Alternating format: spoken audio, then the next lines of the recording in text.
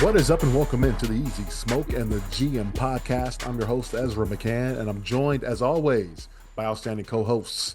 He's a Chicago Public League legend. He's a Simeon legend. He's a Grambling State legend. He played second base for the Tigers back in the day. He was all swag. He is none other than Brandon Williams, a.k.a. Co-Smoke. And we've got our NFL draft analyst, expert, enthusiast, whatever you want to call him. He knows all things football. Let me tell you, this is his time of the year. He is Glenn Morgan, our GM. And gentlemen, just to start off, wait. Let me just say hello. How you guys doing? Let me be nice. Let me start with that. And then NFL free agency started yesterday, and the Did Bears. that start? It did I thought that start, was next week. And the Bears didn't do anything. Had a good day. Let's be real. Bears are really low key. They're quiet on all fronts. Oh my goodness. They had a great day. They did. Great day. On paper. So if this were the Super Bowl, we'd be winners right now. Yeah, absolutely, man. I think we won. We won the day. There's no doubt about it. We got what we needed. Yeah, I would the day. I think we won the day.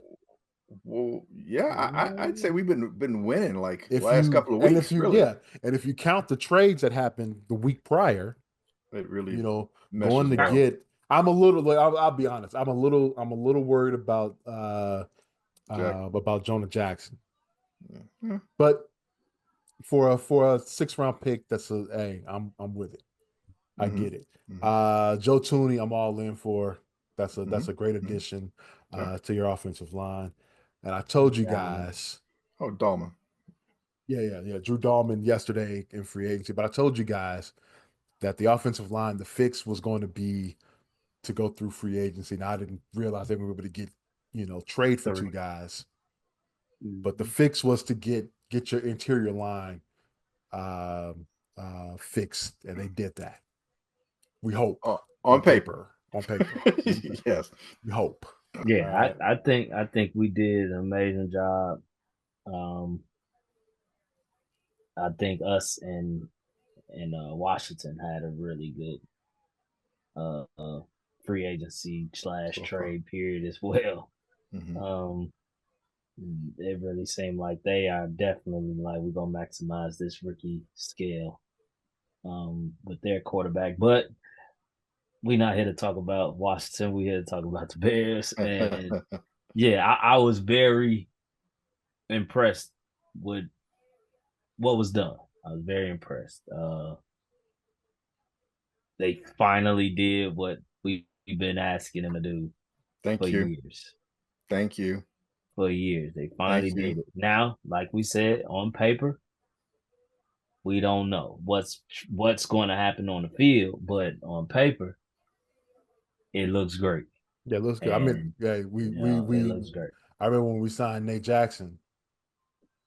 That was Nate Davis Jackson. Yeah, Nate Davis. Hopefully, Jonah Jackson's not Nate Jackson. Yeah. Hopefully, he's not a combination.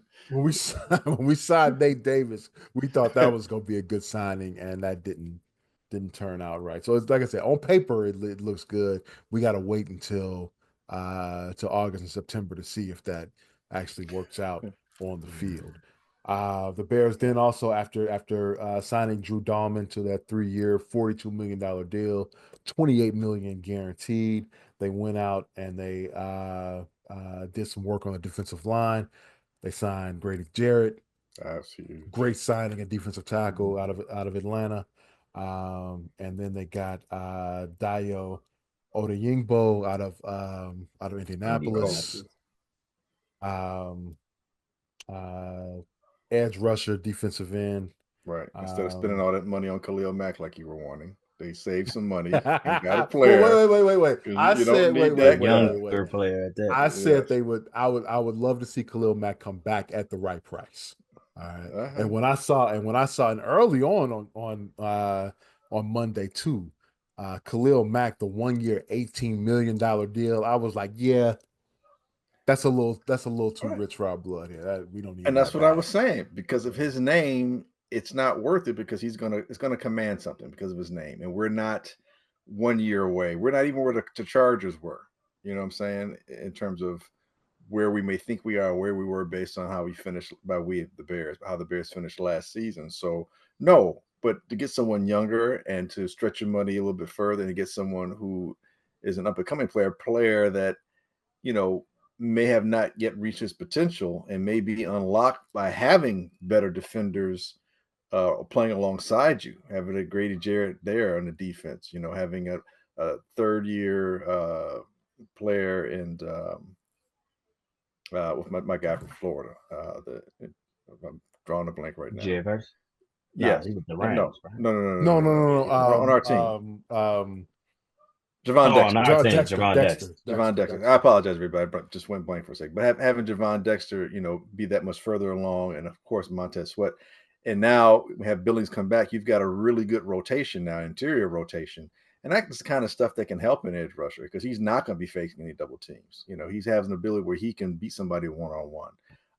And then you still have, so you're increasing that depth, and that's something that this offensive line, as good as it looks potentially right now, and by good I mean being like a legitimate NFL offensive line, there's still a depth issue that we need to be concerned about. And but the good thing is addressing both sides of the trenches like they have, the Bears have opened up their possibilities when it comes to who and what they may take in the first round, maybe even giving a possibility of trading down and acquiring a few more picks. But I still think they need to draft an offensive lineman. I still think they need to draft another defensive lineman. I think they need to draft a slot receiver, and I think they need to consider a running back as well as a safety backup for Brisker, who had an injury, and you know that's a serious injury. That can be a career type defining. Should I come back? Should I not come back? Kind of injury, particularly because of the way that he plays. So you can't ignore that. But I think it seems as though all the mistakes that Poles did last year were not recreated. You know, he didn't repeat those. So that's a good thing. It looked as though either he held himself to task in the mirror, but looking in the mirror, and or others helped hold him to that. And maybe there's better influential minds that are at House Hall now than they were before. I know you mentioned you're concerned about Jackson, and I get it, but I think that particular acquisition had a lot to do with Ben Johnson, you know, and I think if Ben is comfortable with what this guy can do, I feel a little bit better about that because he's at least a known quantity to someone, and someone that's worked. Like Nate Davis wasn't a known commodity to anybody here. It was just, you know, we trusted Poles picking offensive linemen, blah blah blah. Here it's thirsty for a lineman, and we were thirsty for one. But here it seems as though, you know, the acquisition was made, and again the price was, you know, 6th round, like you said. It was made based off of a relationship and an understanding, and something that can pay dividends. Even if he's injured, keep in mind, or you know, if he's in and out, he's still his understanding. I'm talking about Jackson. His understanding of the offense can only help the offensive line, you know, better understand what the head coach wants and how the offensive line should maneuver. And as far as Tooney goes, again, it seems as though that connection to Kansas City could possibly pay dividends. Again, his accolades speak for themselves, but you've got that connection and that ability to talk to others who have worked with him and know who and how he is and what kind of work ethic you're getting, what kind of leadership you're getting. And I think that's something we didn't have with that offensive line last year at all. You did not have that leadership. It wasn't coming from anyone, from anywhere. And you had too many, you know, disparate parts trying to move in some type of unison. It just didn't happen. Here, you've got different, you know, it's a whole new offensive line, more or less, at least definitely the interior. But you're talking about veteran guys who are been in leadership positions on their line, and guys who have won. Tooney, you've been to various Super Bowls. You've got Dahlman, who's been a center for 4 years. Centers, you know, if they're not the captains on the team most of the time, they're your full captains on the team because they get the line in order, they see everything, and they work in connection with the quarterback and the line coach in terms of calling protections, so on and so forth. And then you got Jackson, again, a veteran, someone who understands the system. So I think you have a lot more football, a lot better football IQ, a lot better football pedigree. So I feel better about the offensive line. I really do. And the defensive line, The Falcons letting Jared go. I mean, the Bears had wasted no time and scooped him up. So again, addressing a situation that has been problematic for the Bears for some time in terms of getting the right person in there.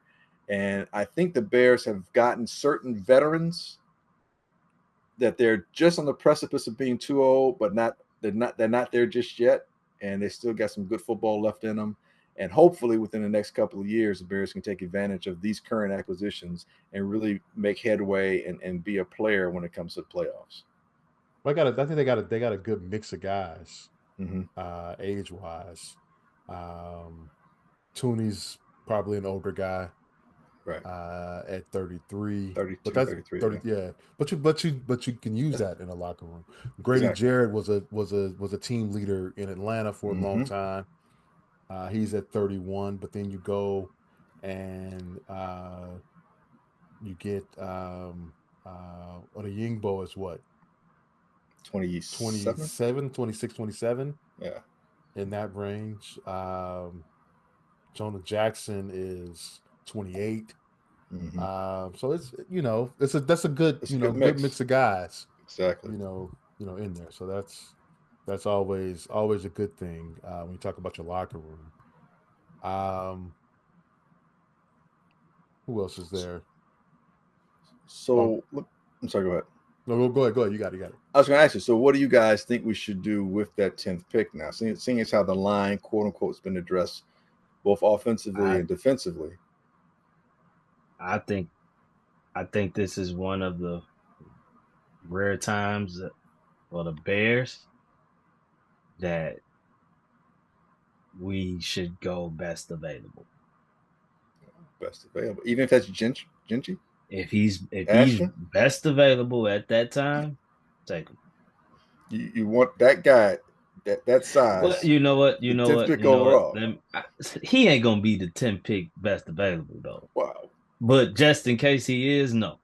Okay, thank you. No. Just in case he is, I've no. seen I take that back then. I just don't see. I don't think. So me saying that, I definitely don't anticipate him being best available. I've seen some boards where he's like third on the board, man.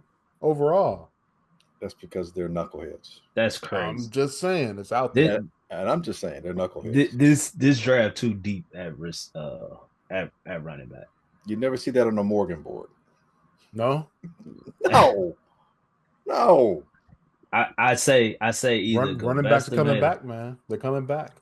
They never left in my eyes, but you ain't seeing that dude at 3. He's not Barry Sanders. Now, I think tackles is the pick, right? Whether it's Campbell,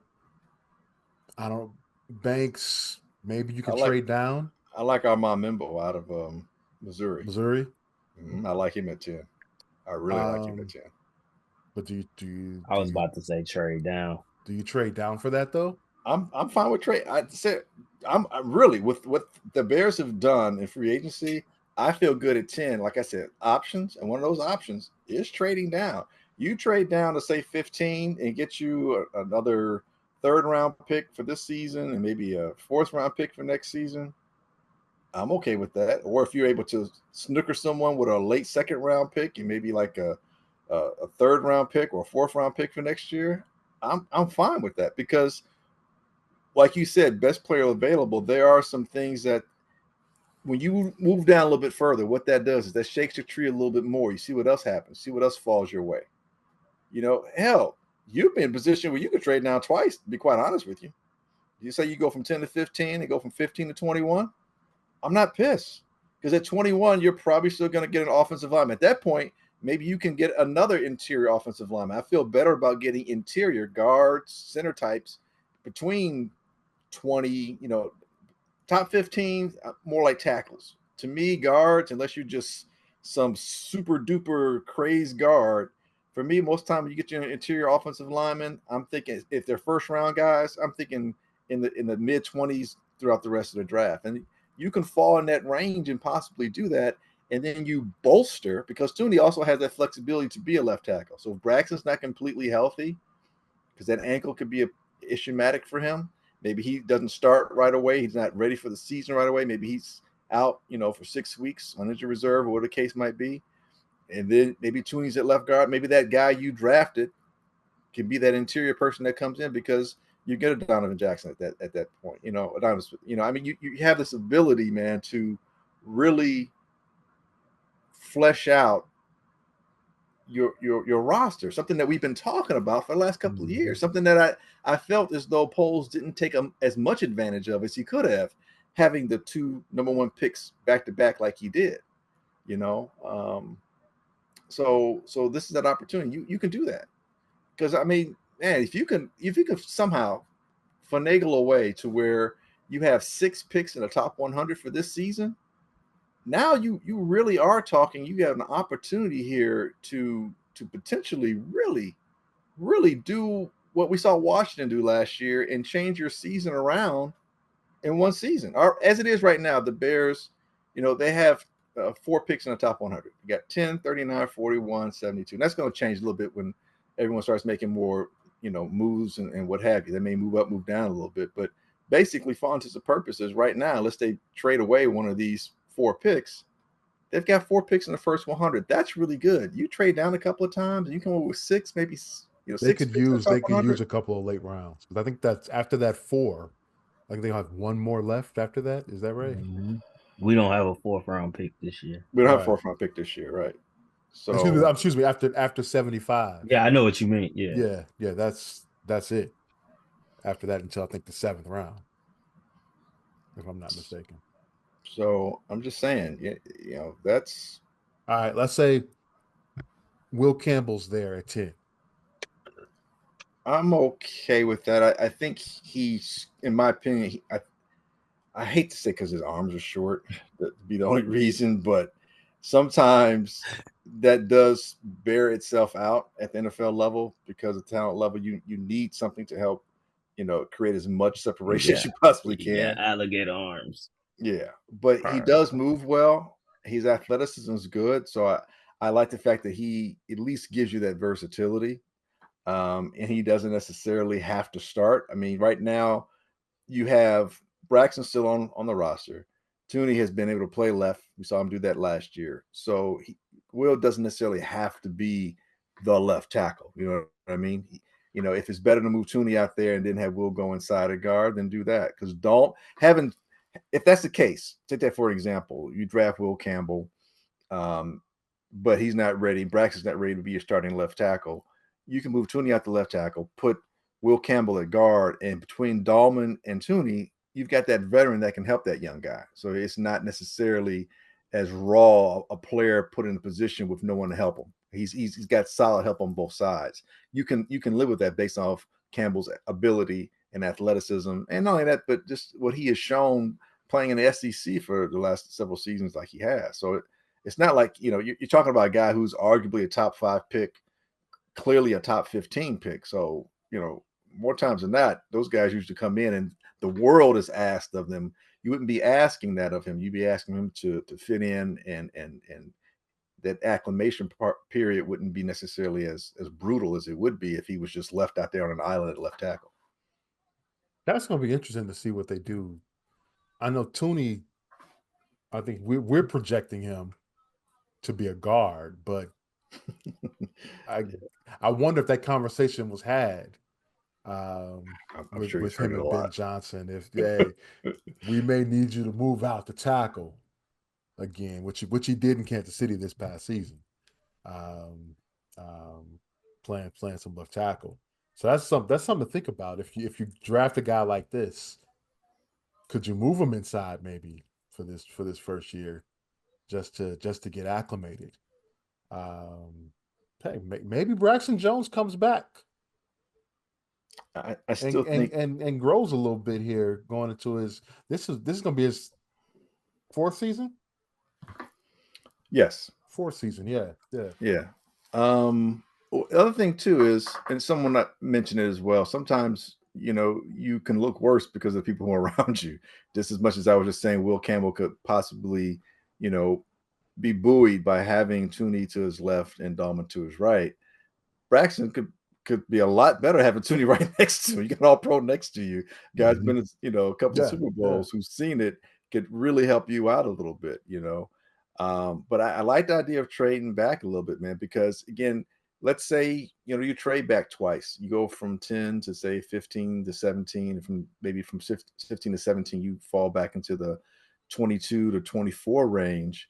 You don't necessarily at that point have to take an offensive lineman.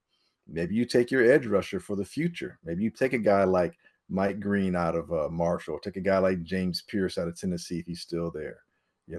A Nick Skuraton out of Texas A&M. I'm really high on Landon Jackson. I think he'll be there maybe in the second round, maybe as far as the I was third just round. looking at him. He got a little bit of a crazy look to him. Dude, I love Landon Jackson, bro, because not just because of the crazy look, but you're talking about a guy who's got a wingspan. Again, I've talked about it before. It's 80 plus. I out of all the I shouldn't say all of, but out of a lot of the edge rushers I've seen, he legitimately has a fluidity in his hips and he's comfortable dropping back into space. He's not a guy that just runs upfield. He can do it all. He can hold at the point of attack. He can drop back into that short zone area. He's got really good hands. He's good at his read and react is very good. He doesn't get knocked off his feet. He's good at penetrating double teams. He's good at getting upfield and causing disruption in the backfield. I'm surprised he's not really rated higher, to be quite honest with you. I think he's one of those guys, who is underestimated more so than he should be. But again, it's such a really good class. He's maybe not the explosive guy like Abdul Carter is, or Jalen Walker out of Georgia, or Shamar Stewart. He may not have that kind of explosion. And I think when people are looking at classic edge rushers, or I shouldn't say classic, but in their mind's eye, what they envision a pass rusher look like, they're looking for those guys who are, coming off the edge with their hair on fire, and he doesn't have any hair, but coming off the edge, not even on his eyebrows, but looking like guys who are coming, off the edge with that kind of first step explosion. And that's not Landon Jackson, but that's fine. You don't always, people, it's great to have that. I'm not knocking that, but when you can still be disruptive and when you can still do things to cause pressure and create turnovers on defense, that's the goal, man. Is to get that offense off the field any way you can. And Landon, he gives you such a maneuverable, malleable defensive chess piece right there that you get someone like him, you can utilize him, and he's big enough that you can slide him inside. And now you're getting someone with pass rushing ability inside whose first step is probably more problematic for guards and centers than it would be for a tackle who's braced to kind of, ride him out if he tries to come around the edge. Here you got a guy who can get upfield a lot quicker. And with his arm length, just think about him and Devon Dexter next to each other on the pass rush and on a nickel situation. With the length of their arms, getting up, batting passes or obscuring the quarterback's vision. Especially a lot of these quarterbacks nowadays, everybody ain't 6'5", 6'4". You're getting these quarterbacks, you play Arizona. You play someone that's got a 6-foot quarterback, 6'1" quarterback. You're obscuring their vision, you're knocking down passes. I really, really, really am pushing for the Bears to draft someone like him. But all that being said, I really believe that what the Bears have done in free agency gives them that flexibility to move down from 10. And yeah. Measurables for him: 6'6", 264, ran a 4.68 40. Stupid. At the combine, 40 and a half inch vertical jump, Dude, 10'9" broad jump. That's not bad. Yeah, that's pretty good explosion right there. And not bad on the track field, but but I I've seen guess him that's play. measured in football. Yeah, but you watch him play. I'm serious. Everyone, you get an opportunity, don't just watch the highlights. Go and catch a game against good teams. See how he plays against Alabama. See how he plays against Tennessee. See how he plays against Ole Miss. See how those games are and see how disruptive he is. I don't know if I remember right. The Ole Miss game didn't go too well for anyone at Arkansas this past year. You can even watch. Here's the thing. Here's where you can tell a tale. Even more so how well does a player play? That was like the 65-0 game, I think. Well, how well does a player play when the team underperforms, when they play poorly? Javon Dexter had some of his better games when they lost to teams. I remember when they lost to Alabama, he had a really good game. The team sucked, but he fared pretty well. And so, that's sometimes how you can kind of tell what kind of player you're getting. It's always good, when you got a guy who's playing great when everything's going well. Okay, what do you like when the chips are down? What do you like when your back's against the wall? And what other cliche I can come up with? I lied. It was 63-31. See, there you go. Ole Miss. Yeah. I only got beat twice as bad. But no, I saw that. That's interesting. I was actually just looking at him when you said Landon Jackson. So that would be interesting. Maybe that second round pick for a third round. Yeah, for him. Absolutely.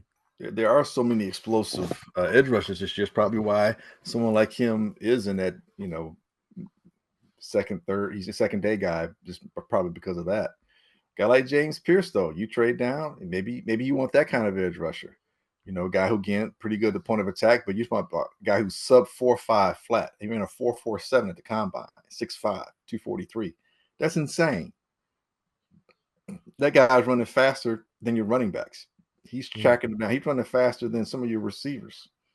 He's faster than your tight end.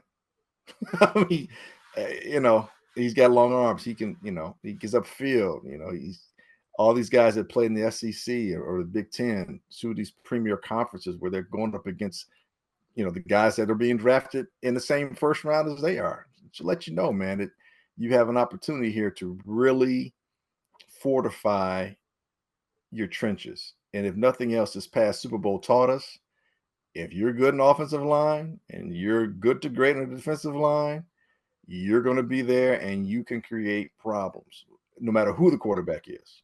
No matter who the quarterback. We saw Tom Brady. We've seen him be harangued and harassed by the Giants back when he was with the Patriots, and they lost both those Super Bowls against the Giants. Why? That front four defensively. We saw Patrick Mahomes against Tampa Bay get molested and mauled. And we saw it again against Philadelphia. And you're seeing teams that didn't have to blitz, and they're still getting pressure on Hall of Fame caliber quarterbacks. Arguably, two people that at quarterback that most people consider the GOAT and the future GOAT. It doesn't matter who your quarterback is if you can create that kind of pressure. And the Bears have an opportunity now to maybe do that and at the same time protect themselves against it being done to them. I think they really need to look into that with their first couple of picks. Now let's go on across the league. Just look at where some players went. I'm just going to start because he's one of my favorites. My man, Aaron Justin Fields. Yeah. Signs a 2-year deal with the New York Jets. 2 years, $40 million, $30 million guaranteed for him. So he got a little bit of money. Yeah. Good for him. Had to pay for that trip from Dubai. Yeah. Vacationing in Dubai. He's paid for now. I'm sure I'm joking. I'm sure it was already paid for. Yes. He had it in the bag. But now, so I think. Oh, go ahead. No, I was gonna say, do you think that that's a good move, or should he have stayed in Pittsburgh? Curious that Pittsburgh. I thought they would have just stayed with Russ. Doesn't look like that's going to happen now. But if Russ wasn't there, why not go with the guy that got you to a 4-2 record while he was there? Well, all the indications I got is that Pittsburgh wanted Justin. Really? Those are the indications that I got, but Justin didn't necessarily want them. Stay. Well, and I get it because they let him. They walked him, bench walked him. Yeah, at 4-2. But he had to expect that. Yeah, he wasn't supposed to be the starter to begin with. It was supposed to be Russ anyway. Right. But what are the Jets looking? Is this a rebuilding situation for them now, or? Well, I think they have a little bit of time, and you have a contract that's basically essentially for 1 year, really, when you look at it. So right now he's a stopgap quarterback, but you never know. He's 26, so his future is still somewhat bright. He got some of that bad juju from being in Chicago out of him a little bit, And I mentioned to you guys last week, he's going to be reunited with Garrett Wilson. So, that connectivity and we know that Justin likes to push the ball deep. They have a decent line, which they can improve during the draft. And they got a hell of a running back, one of the better running backs in the league. And they have a hell of a defense. So there are some things that Justin, like each team is a little bit better in some respects than where he was starting out in Chicago. Pittsburgh still has some issues offensively. They really only had like one receiver, to be quite honest. The tight ends were good. Offensive line still a bit of a issue. The running back solid. The defense is very good, and the culture was a lot better. Yeah, the culture was a lot better. Solid. Running backs, I said, were solid. Yeah, not the running back. The running backs as a collective. But here you go to New York. You probably has a better opportunity to really get out there and play. I'm not familiar with the offensive coordinator in terms of how they're going to try and implement Justin. I hope it's not just a focus on his running ability. I hope they get back to him passing the ball. Mm-hmm. So it's not the toughest division in the world. Buffalo is the king of the hill there. Miami is still refiguring some things. Yeah, they're refiguring some things out. They got some cap situations they're still trying to get beyond, and they got a receiver that is waffling. So who knows what kind of dissension that might cause throughout the season. And New England is still very much in its infancy as far as its rebuilding goes. So, yeah, I think it's a decent spot for him. But here's the one thing: he's not going to. There's a lot more scrutiny in New York media than it. If you thought Chicago was bad, New York's really going to be after you. I think the expectations, though, have been shot to shit in New York, though. So I think he's got to them at the right time. I would agree with you because both New York teams got to them at the right time, right? So you're not going to compare it to but that's really when they come after you, though. Yeah, but after what they experienced with Aaron Rodgers, after that failure, I don't see them being as harsh on Justin as if Aaron Rodgers had somewhat of success, some semblance of success, and then they didn't bring him back, and then brought Justin. I don't know. They still got to sell some papers. Well, they will because it's in New the York. number one market. But keep in mind, the Giants suck too. So you don't have the onus of the Giants being good putting pressure on you. They still got their issues. They're still trying to find a quarterback themselves. I mean, both New York teams the Jets have theirs, quote unquote, and New York's still trying to find one, whether or not it'll be Russ. I think Russ might end up in New York. I don't think Aaron Rodgers is going to go there for his last. If Rodgers lands anywhere, it'll probably be Pittsburgh. Not too many more availabilities left. Let's see. We said Khalil Mack 1 year, $18 million to the Chargers. Right before free agency started, I guess we could stick with the quarterback position. Geno Smith traded to Vegas good move. For a third-round pick. Follows Pete Carroll there, and that opens up the Seahawks to then sign Sam Darnold. As much as I trumpeted Minnesota, Sam Darnold's move from San Francisco to Minnesota last year, and people thought I was crazy and looked at me sideways, being like, you're just a Minnesota fan. Yeah. I'm like, dude, it's a great move. It's going to work out. As much as I trumpeted that, I think this is not a good move for Sam Darnold. Lockett is gone, and Metcalf is gone, and their offensive line is not what it was, like how Minnesota's is. You got two good running backs. That's nice. You got a decent tight end, but you got a whole lot of older problems, and it's a tough division. Arizona's going to be a lot better. I mean, San Francisco's probably falling off, so that helps. But the Rams and Arizona are going to be very, very much in the thick of things. So I think Seattle takes a step back. Maybe Darnold. He's reunited with Kubiak, and maybe conceptually that'll help him. But concepts they got to flesh themselves out in the field, and Yeah. those are two different elements right there. Also, right before free agency, the big one, Myles Garrett stays in I Cleveland. Money do talks. not Man, get that. Money talks. I don't get that, man. I that's a mean, that's Money that's a talks. lot of money to what is it? 4 years. Um, I don't get that, man. hold on. What's the Yeah, entire 40 a contract year. here? Averages 4, but how many years is it though? It's a Is it four an year additional 4 year 4 years? extension. Four Yeah. years, yeah. 4 years, 123.5 million guaranteed on the deal. I, What I mean, there's still, I mean, are they thinking that the Deshaun deal is no, going to go away, or no. that's a It, lot of money to be tossed to two players. And it, Deshaun's not even playing next season. that's what I'm saying. It doesn't.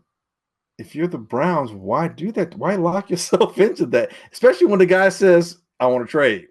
I'm like, okay, thank you. Hey, 31 other teams, what you got? Because we should be able to get a nice haul for him because we're basically rebuilding, but we can do it a lot quicker by unloading Garrett. And we don't even look bad because he asked for the trade. We Yeah. don't even look like the bad guys. We look like we're trying to salvage the team. We look like we're trying to do right by our best player, and you got the second pick overall. I mean, like, dude, you could really leverage some stuff. No, no, no. Let's tie ourselves up some more in the salary cap hell because we're self. It's like those people who take those whips and beat themselves with it. It's just Do you what if just what if they re-signed him to assure a trade? But who's Because gonna they kind of didn't. I mean, that's what I was about to say. who's Like, gonna take will that? somebody be willing to pay that money? Yeah. but now you just limit what you could get because now it's more finite because you do have this I mean, salary albatross around I his was gonna neck. say maybe if there's 1 year remaining on the deal, maybe even 2 years, but not the whole thing. Oh, it's a lot easier to That's unload him before that's you sign that, tough. that deal. Yeah. Yeah. That's tough to do. I don't know. I don't know Uh, about that. and I don't get it. I know you say Garrett, the money's hard to walk away from, but it's like if your motivation is I play hard because of how I get paid, okay. I know some of that's there, but week in and week out, it's hard for me to mentally feel like I'm playing hard to keep losing. Like at some point, man, that's got to wear on your mentality as a competitor. It No, just like Smoke Well, has to. to said, like be to like be Smoke fair, said, man, money talks, man. to be fair, they was in the playoffs 2 years ago. Yeah, Yeah, well, last they were in the playoffs. I mean, to be right. And last year happened, and this year looks like it's going to be worse than last year. So I thought Garrett was getting out ahead of it. I thought Miles was like, "Hey, yo, I see where this is going. I'm out." I've contributed enough. I've been here. I've been to playoffs twice, maybe three times in his career. I think just twice. Once under Mayfield, and then under Flacco, Flacco. basically. Like, but that to me that was the weirdest. I think Garrett's a winner fiscally, but I don't think he wins in terms of what it's gonna the sacrifices he's gonna be making mentally and emotionally to try and lift this team to victories each week. And I know the Browns, I don't think they won at all. I think they just further put another clamp around their neck with this salary. Uh Washington, I think, is among the winners, though. We talked about that a little bit ahead of time. mhm. Washington, what were the big they got Laramie Tunsil. Well, they got McNichols, they Laramie got Tunsil. Tunsil, that's right. That was a trade. That doesn't They got him in a trade, trade, right? right? Yeah, And yeah. also Debo Samuel in a trade, Mm-hmm. but they re-signed the middle linebacker. They re-signed both tight ends, and they picked up. Oh, who did they just Didn't they pick up? pick up a safety?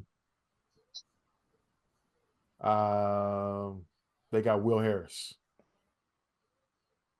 but they picked up somebody. They did something else, but I think they've kind of solidified some areas. Um,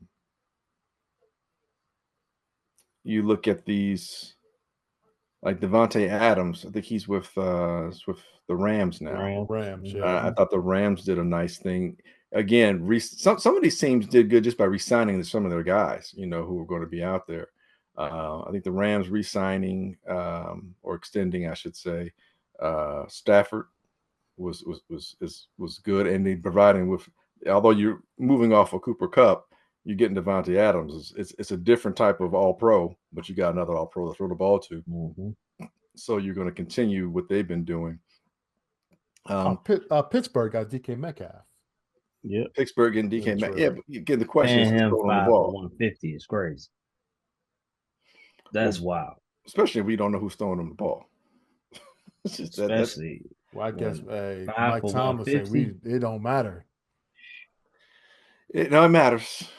DK, I don't think he 5 150 worthy.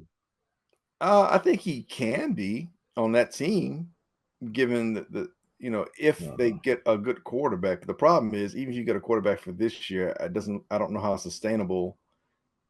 It seems like you may be getting a quarterback for a couple, like say it's Aaron Rodgers going there a year, maybe two. You're still gonna have that problem the following year per se. I pray he go there. Aaron Rodgers. I pray go there, You don't like the Steelers, and I pray Tomlin streak gets ended. Oh my goodness! Why? Because I hate Aaron Rodgers. I want him to go away. And if he is the reason Mike Tomlin's streak gets snapped, the media better crucify him. I'm so sick of them trying to beat him into our brains. Aaron, man, he's done. He's done. Go away. Retire. It is over. It's over. So yeah, go to Pittsburgh and you be the reason Mike Tomlin's streak ends. What if it's the reason Tomlin gets his second Super Bowl win? He won't. He won't be that. He won't be that. What do you think that a relationship would be like? Weird. You'll get a press conference where Tomlin's doing everything he possibly can to not say Aaron's name. He won't be mentioned. Our quarterback is handling things in a way that is not quite comporting of the Pittsburgh Steelers situation at hand and how things have been done here over my tenure. So, with that being said, next question. That's kind of speak out of the preview to your press conferences with Mike Tomlin. Daniel Jackson somehow has convinced the Colts. Daniel Jones. Daniel Jones. I'm sorry, Daniel Jackson. I don't even know who that is. We've been saying Jackson all night, man. You're gonna be right part of the time. Every free agent is Jackson. It's Jackson. Jackson. Sexual chocolate. I'm sorry. So Daniel Jones somehow has convinced the Colts that he's a buffer in case Anthony Richardson, isn't the guy that they thought he was when they drafted him, in the top 5 several years ago. Anthony Richardson is going to have to compete against another athletic quarterback. I'll say that much. I mean, Daniel Jones, I'm not saying he has the same athleticism as Richardson, but he is an athlete. And there may be a thing where Daniel Jones in practice, some of these preseason games may look to be the better passer. And so that's going to make an interesting locker room. I don't know how many guys are Anthony Richardson guys. I don't know how many guys are going to be Daniel Jones guys if he looks like he can do and implement the offense the way it should be implemented. It's going to be curious. I don't know the culture like the most. I don't know team in the NFL. They could go one way or the other, and every year it seems that they find themselves between 7, 8, and 9 wins. Anthony Richardson lost me when he on the drive asked to come out of a game. That might be where he lost the coaching staff and the front office too. I can see a receiver maybe doing that, or maybe a running back. Gotcha. Quarterback, you don't know. You don't do that. That's out of the question. And he probably lost, like you said, he probably lost some coaches there, probably lost the front office there. Yeah. And now it's just a matter of time just to get him off the books at this That's point. what it looks like. Yeah, yeah. Because Daniel Jones left the comfort of Minnesota. I mean, you figure with Sam gone, and you still not really knowing how good JJ McCarthy may or may not be, how healthy he may not be. Daniel Jones in Minnesota could do what Darnold did, kind of, maybe have an opportunity to improve his playability and his stock. But maybe he feels he's got a better opportunity. Clearly, he feels he got a better opportunity in Indianapolis. That's why he left. I mean, look, it's not like Indianapolis doesn't have a good offensive line, a hell of a running back, and some really, really good receivers. So it's really good. It's a better situation than he had in New York by far. So, and again, you're talking about and he's indoor. It's indoors. You're talking about a division that's not. I'll say it's competitive, but it's not like it's you're not in you're not playing Philadelphia twice a week. You're not dealing with Dallas's athletes. You're not dealing with a burgeoning Washington team. You're not in the North, where two of the teams opposite you are definitely playoff teams, and Chicago looks like they're going to be a problem going forward. 3 of the teams. So you go out to the AFC South, and Houston, okay, Jacksonville is a mishmash. Tennessee still looking for a quarterback to really lead them as well. So yeah, I mean, it's the Colts. You got an opportunity here to maybe sneak away and win a division potentially. I'll put it this way: your depth at quarterback is improved with a question mark in Indianapolis. Or your athleticism definitely has improved. Yeah. I personally would rather have Joe Flacco than either of those two, but that's just me. Yeah, Flacco's. He might need to go back on the couch, man. At this point, just me. I just throwing that out there. I'm not a Daniel Jones fan either. But, at all. Yeah, but a lot of people weren't Sam Bradford fans, and then he had a really good year last year. Baker Mayfield, Sam Darnold. Sam Darnold, yeah. Sam Bradford. I'm not a Sam Bradford fan either. Sam Darnold, same guy. But no, but Sam Darnold. Thank you. And people weren't Baker Mayfield fans, and then he, reconstituted his career in Tampa Bay, and now he looks to be a mainstay there. So, maybe a facelift, get somebody knows. I'll put it this way: I like Steichen. I think he's a really good offensive coordinator. He's with the Eagles. Jalen Hurts flourished underneath him. I think you could do a lot worse than him at head coach / coordinator. And maybe someone like Daniel Jones can benefit from the type of play calling, and then the Colts organization may be able to put themselves in a better situation than where they have been, instead of just kind of floundering in no man's land. So really good few days of free agency. So now we're fully into the draft season here, and we'll see what happens. Yeah. Next few weeks we got got visits coming up, pro days. Yeah. So yeah, should be fun as we dwindle down to who the Bears are going to take with these first 3 picks, definitely. Being that we got some the first round of the top 10 pick, and then 2 in the second round. So don't forget trades too, man. There's still the specter of trades. You talked earlier about the 49ers unloading a lot of players. Teams are going to be picking up some of these guys that are just left dangling. You look at a team like the Texans that is, they let Laramie Tunsil go, so they may be in the running for an offensive tackle. They may want to try and move up in the draft to try and see if they can secure. Maybe that's could be a trade partner for Chicago. They made some moves where they got a receiver from Christian Kirk from Jacksonville to help out their receiving core. Okay, you got all these skill guys, a receiver. You need somebody to block, So it doesn't seem like the Texans are shy when it comes to making moves. So maybe that could be someone that the Bears speak with. You know, the Bears, again, what they've done in free agency allows them to not have to draft that tackle with the 10th pick overall. They can move back a little bit. But I Maybe would. some other stuff. Yeah, I would too. I would. Oh, last thing before we get out of the Bears, Keenan Allen. What do you think is going to happen with that? I think he'll be allowed to walk. I mean, why? Why? I mean, if I'm him, you try and glom on somewhere. Maybe maybe you go to Washington. I don't know. You go to some team that is close enough to maybe go to Dallas. They need number two. You know, play somewhere a little bit warmer. Um, go somewhere. Uh, I guess he's not going to go back to the Chargers, but I mean, maybe Buffalo. It's a little bit colder for a guy from Cali. He may not want to go to Buffalo, but You could win.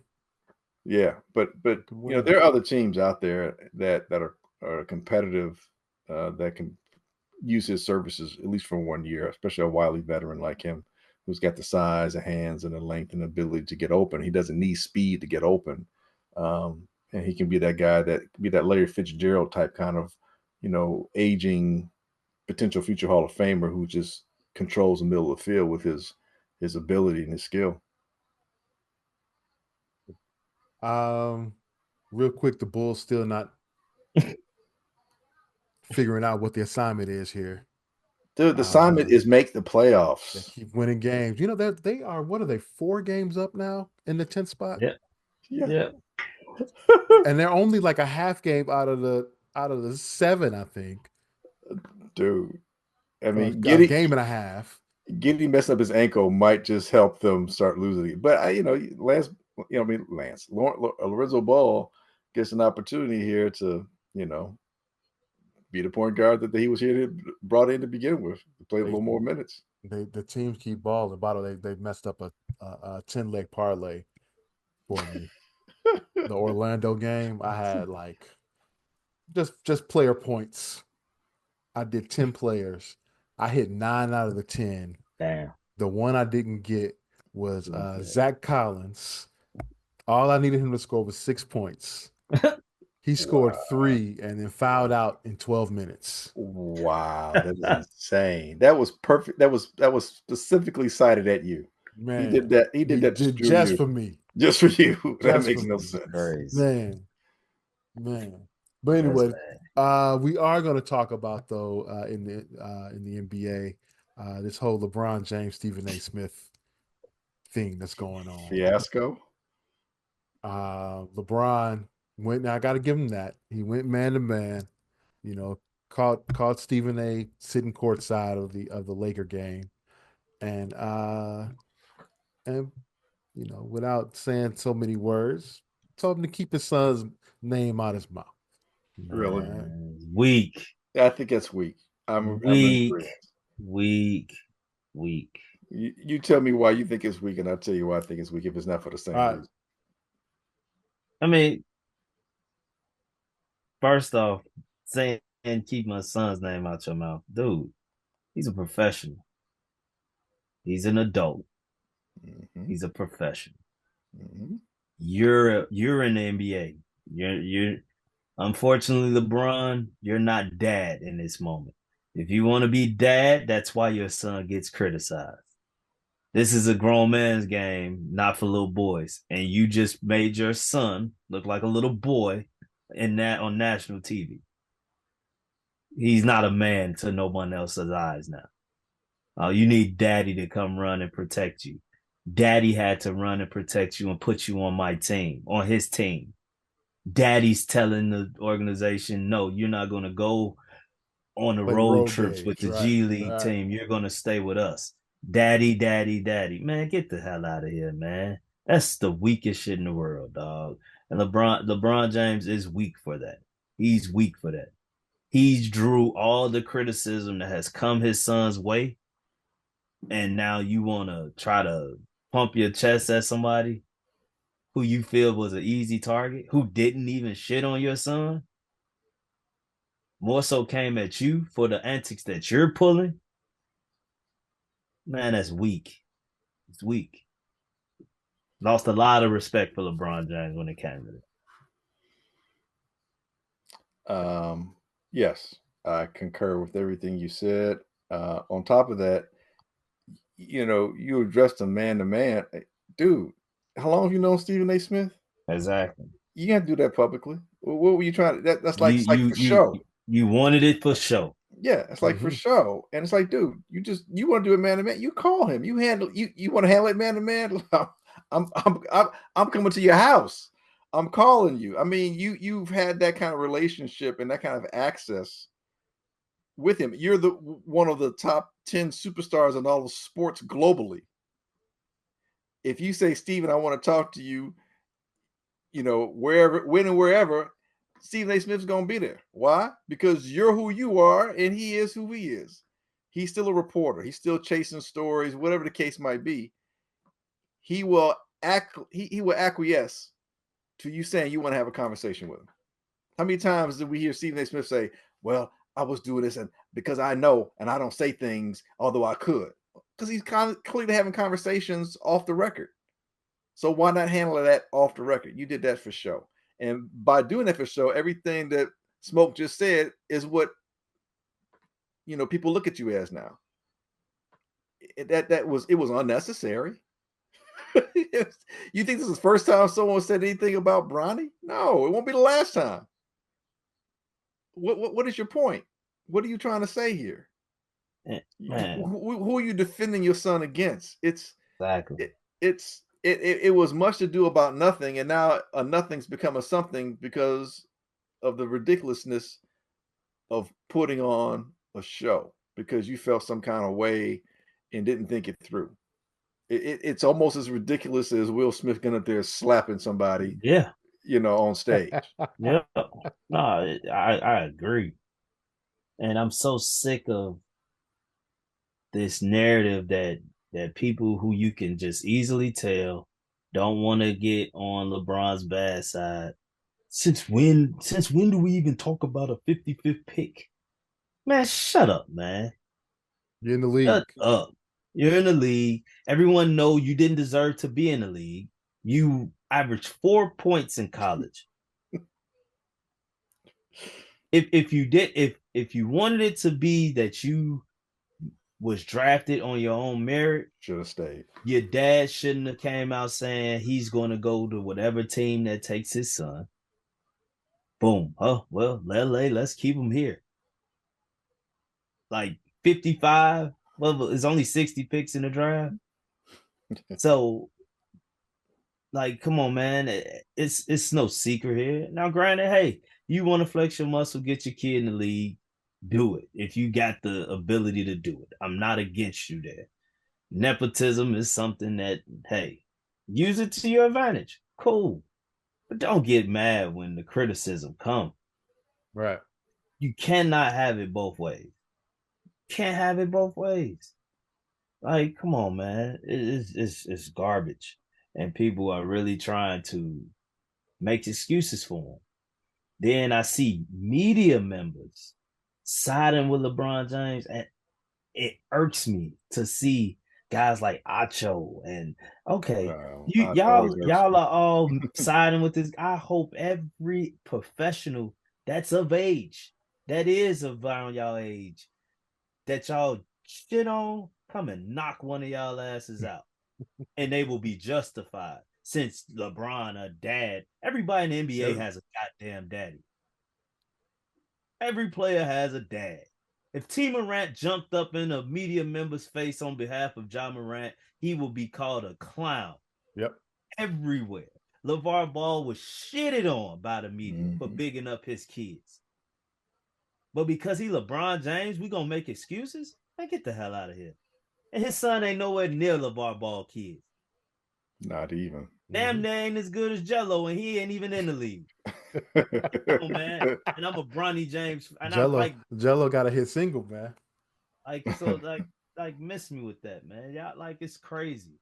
Damn, it's man. Crazy the limits they go to just to please. Like, come on, man. I thought I was gonna be able to give a point here, and y'all done stole my thunder because y'all are right. Dang.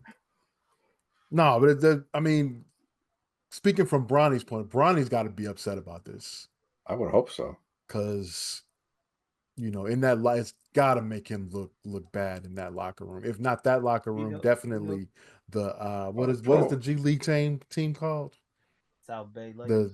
Yeah, definitely in that locker room. It's emasculating. Yeah, absolutely. You know what's crazy? And he may need to have talk with his dad about that. You know what's crazy? What's that? I don't think it bothers him. No. I it's I would hope so. It would bother me. Unless you would hope. Unless LeBron has so much pull that part of it's not even coming out in that locker room, which is possible. But I would think being that around sports artists, I know it. Something is out there. Something. But it probably ain't. I mean, we seeing now, like Dwight Howard came out saying because he told LeBron stop acting like a B word, he got kicked off the Lakers.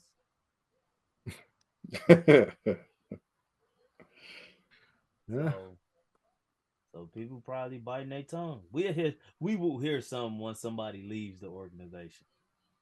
That's when we'll hear something. Yeah. No one's gonna say nothing while they're there.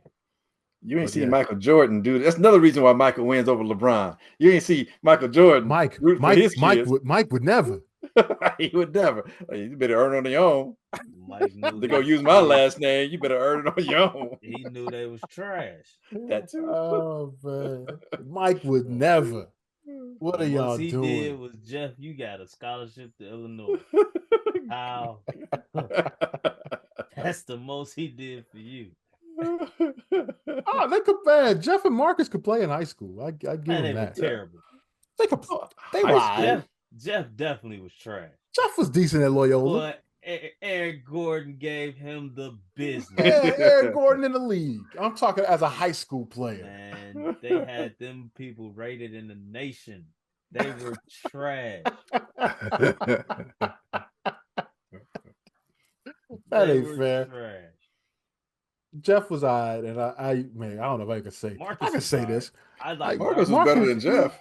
Marcus definitely was better than Jeff. Marcus was so cool. I used to see Marcus at Bon V, and he was 17 and had table service. I'm just saying, or had bottle service. Excuse me. I'm just saying, but no, they were all right. They were all right. Marcus won a state championship. Yeah, he did. But Mike would never. Never.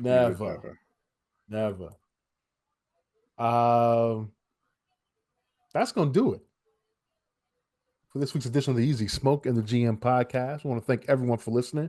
We greatly appreciate it.